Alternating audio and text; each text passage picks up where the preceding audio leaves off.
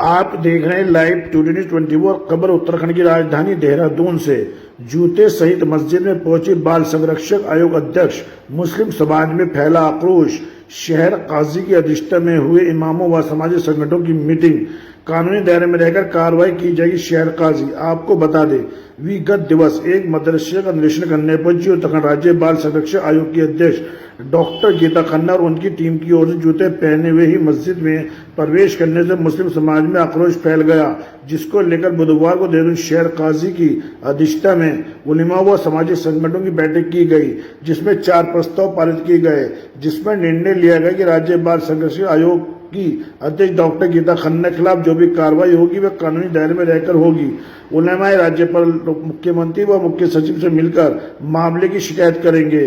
बैठक में मदरसों की मान्यता के लिए मान्यता कमेटी गठित करने व समकक्षता को लेकर निर्णय लिया गया।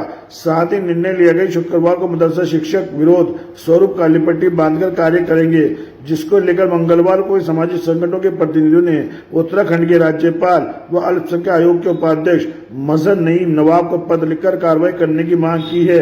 वहीं राज्य बाल संरक्षण आयोग के अध्यक्ष डॉक्टर गीता खन्ना को पत्र भेजकर 2 दिन में खेद व्यक्त करने को कहा गया है। शहर काजी मौलाना मोहम्मद अहमद काजमी ने कहा कि इस प्रकार की अपमानित करने वाली हरकत को बर्दाश्त नहीं किया जा सकता।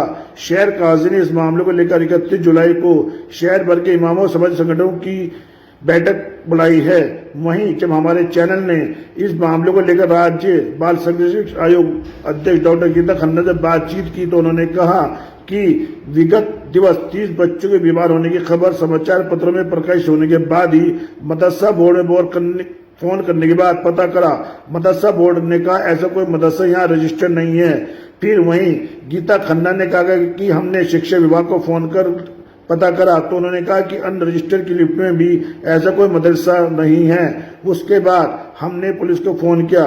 फिर सीएमओ से जांच पड़ताल के बाद पता लगा कि यह मदरसा आजाद कॉलोनी में स्थित है। उसके बाद गीता खन्ना ने कहा कि उसके पश्चात हमारी टीम मदरसा जमीयतुल सलाम अल इस्लामिया आजाद कॉलोनी देहरादून में औचक निरीक्षण के लिए गई, जहां कई प्रकार की खामियां पाई गई। हमें यह नहीं बताया गया कि यह स्थान मस्जिद है, क्योंकि मस्जिद मदरसे के बगल में थी। अगर बताया जाता तो जूते उतार देते। हम तो मदरसे को स्कूली समझते हैं। यह कहना है डॉक्टर गीता खन्ना का। आगे की कार्रवाई जांच पड़ताल में पता लगेगा कहां तक सच है कहां तक झूठ है। Live today 24।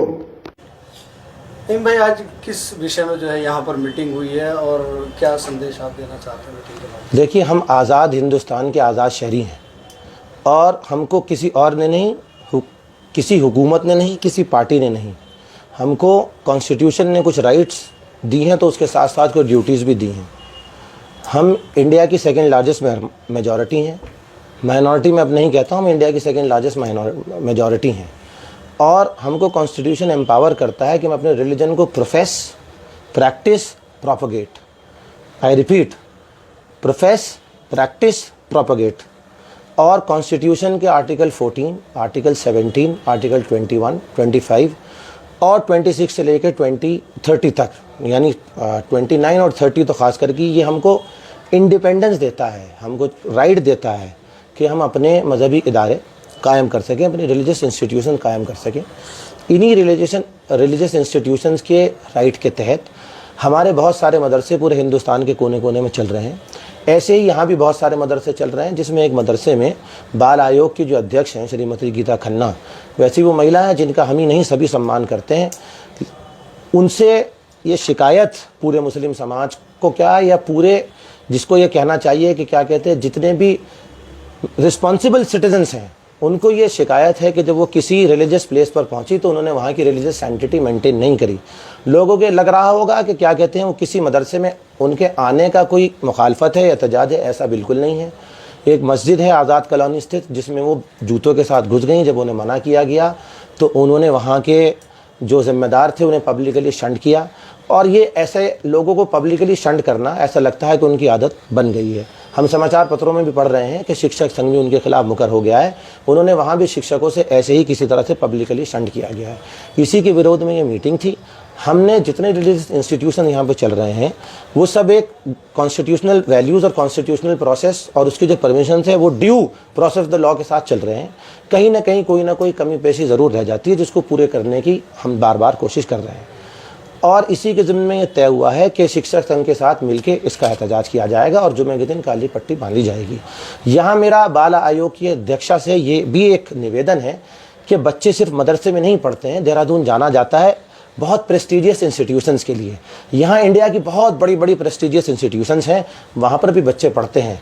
क्या उनके अंदर इतना करेज है कि वो ऐसी जगह पर जाके औचक निरीक्षण करें जो बहुत बड़ी बड़ी प्रेस्टीजियस इंस्टीट्यूशंस हैं, या VVIPs के बच्चे पढ़ते हैं, जहाँ पुअरेस्ट तो पुअर फैमिलीज़ के बच्चे पढ़ रहे हैं, वहाँ बार बार निरीक्षण हो रहा है।